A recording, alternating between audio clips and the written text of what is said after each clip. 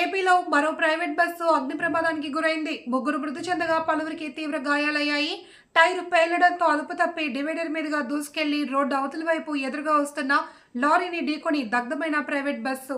నెల్లూరు నుండి 36 మంది ప్రయాణికులతో హైదరాబాద్కు వెళ్తున్న ఏఆర్టీసీఆర్ ప్రైవేట్ ట్రావెల్స్ బస్సు అర్ధరాత్రి 2 గంటలు దాటాక నంద్యాల జిల్లా సిరివెల్ల మండలం సిరివెల్ల మెట్ట వద్ద ప్రమాదం.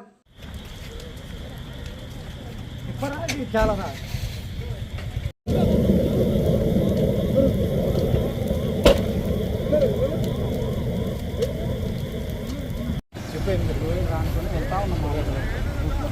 కండిషన్ కూడా లేదు. టైర్ పోయింది. ఇక ఎమ్మడే టైర్ పోతుంది.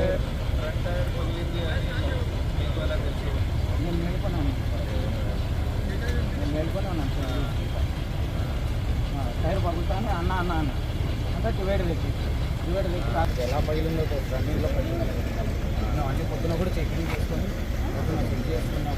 టైర్ పగిలితే ఏమైనా పెద్ద అది బస్ సౌండ్ ఏమైనా సౌండ్ వచ్చింది సార్. దబాని సౌండ్ వచ్చింది. సౌండ్ వస్తానే అప్పటికి అందరూ అలర్ట్ అయిపోయినా. అలర్ట్ అయితే డివైడర్ ఎక్కింది. డివైడర్ ఎక్కితే అర్థం పగులుతానే నేను పోయి కింద పడినా ఆ వల్ల వచ్చిన అందులో అద్దాలు పగలగొట్టేసినాను.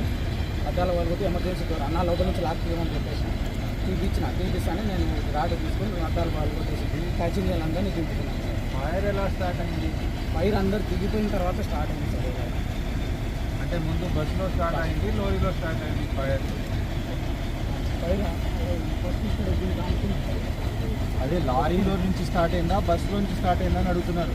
అది ప్యాసింజర్ దింపుకున్న 5 నిమిషాలకు అయింది సార్. అది అయినట్టు కూడా నాకు